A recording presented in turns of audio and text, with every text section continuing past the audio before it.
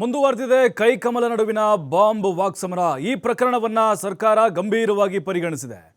BJP ತರ ನಾವು ರಾಜಕಾರಣವನ್ನ ಮಾಡಲ್ಲ ಅಂತ ಡಿಸಿಎಂ ಡಿಕೆ ಶಿವಕುಮಾರ್ ಹೇಳಿದ್ದಾರೆ. ನೋಡಿ, ರಾಜಕೀಯ ಕೆಸರೆರಚಾಟ ಮುಂದುವರೆದಿದೆ. ಬಾಂಬ್ ಬ್ಲಾಸ್ಟ್ ಆಗಲಿ ಇನ್ನೊಂದೇನೋ ಘಟನೆ ಆದರೂ ಕೂಡ ಅದು ಸಹಜವಾಗಿ ಇತ್ತೀಚಿನ ವರ್ಷಗಳಲ್ಲಿ ರಾಜಕೀಯ ಬಣ್ಣವನ್ನು ಪಡೆದುಕೊಳ್ಳೋದು ಸಹಜ. ಬಿಜೆಪಿ ತರ ನಾವು ರಾಜಕಾರಣ ಮಾಡಲ್ಲ ಅಂತ ಡಿಕೆ ಶಿವಕುಮಾರ್ ಹೇಳಿದ್ದಾರೆ. ಈ ಬೆಂಬಲ ಕೊಡಿ, ಸರ್ಕಾರ ಜೊತೆ ನಿಲ್ಲಿ ಅಂತ. ಬೆಂಗಳೂರು ಮಾನ, ಕರ್ನಾಟಕದ ಮಾನ ಕಳೆಯೋದಲ್ಲದೆ ಅವರ ಮಾನವನ್ನು ಅವರೇ ಹಾಳು ಮಾಡಿಕೊಳ್ತಿದ್ದಾರೆ. ಅಂದರೆ ಬಿಜೆಪಿ ನಾಯಕರು ನಮ್ಮ ರಾಜ್ಯದ ಮಾನ, ದೇಶದ ಮಾನ ಹರಾಜಾಕಿದ್ದಾರೆ ಅಂತ. ಬಾಂಬ್ ಬೆಂಗಳೂರು ಅಂತ ಬಿಜೆಪಿ, ಅದರಲ್ಲೂ ಅಶೋಕ್ ಅವರು ಏನು ಆರೋಪ ಮಾಡಿದರು, ಇದು ಬ್ರ್ಯಾಂಡ್ ಬೆಂಗಳೂರಲ್ಲ, ಬಾಂಬ್ ಬೆಂಗಳೂರು ಅಂತ. ಅದಕ್ಕೂ ಕೂಡ ಟಾಂಗ್ ಕೊಟ್ಟಿದ್ದಾರೆ ಡಿಸಿಎಂ ಡಿಕೆ ಶಿವಕುಮಾರ್. ಕೈಕಮಲ ನಾಯಕರ ನಡುವಿನ ಈ ಬಾಂಬ್ ಬ್ಲಾಸ್ಟ್ ವಾಕ್ಸಮರ ತಾರಕಕ್ಕೆ ಏರ್ತಾನೆ ಇದೆ. ನಾನು ಅವ್ರಿಗೆ ಸಂಪೂರ್ಣವಾಗಿ ಸರ್ಕಾರ ಅವ್ರಿಗೆ ಜವಾಬ್ದಾರಿ ಕೊಟ್ಟಿದೆ. ಈಗ ನಾನು ನಾನೇನು ಮಾತಾಡೋಕ್ಕೆ ಹೋಗೋದಿಲ್ಲ, ಮಾತಾಡಲೂಬಾರ್ದು. I don't want to lead any issues out of it. ಸರ್ಕಾರಕ್ಕೆ ಇಂಥ ವಿಚಾರನ ನಾವು ಭಾಳ ಗಂಭೀರವಾಗಿ ಪರಿಗಣಿಸ್ತಾ ಇದ್ದೀವಿ.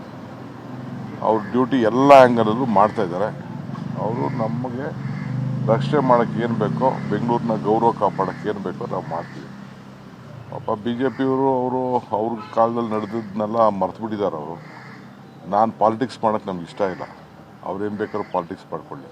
ಬಟ್ ಒಂದು, ಬೆಂಗಳೂರಿನ ಕರ್ನಾಟಕ ಗೌರವನ ಈ ರಾಜಕೀಯ ಮಾಡೋದ್ರಿಂದ ಈ ಬಿ ಜೆ ಪಿ ಎಲ್ಲ ನಾಯಕರುಗಳು ಕರ್ನಾಟಕನೇ ಅವ್ರಿಗೆ ಗೌರವನ ಹಾಳು ಮಾಡ್ತಾಯಿದ್ದಾರೆ.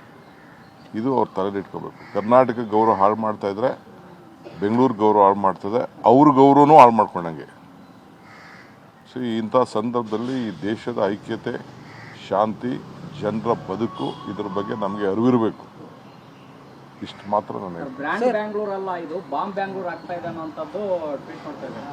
ಬೇಸಿಕ್ ಕಾಮನ್ ಸೆನ್ಸ್ ಇಲ್ಲದೆ ಹೋದವರು, ಸಮಯ ಪ್ರಜ್ಞೆ, ತನ್ನ ಜವಾಬ್ದಾರಿ ಅರಿವು ಇವೆಲ್ಲ ಇಲ್ಲದೆ ಹೋದವರು ಇಂಥದ್ದು ವಿಚಾರಗಳನ್ನು ಮಾತಾಡ್ತಾರೆ. ಪೊಲೀಸವರು ಇನ್ವೆಸ್ಟಿಗೇಷನ್ ಮಾಡ್ತಾ ಇದ್ದಾರೆ.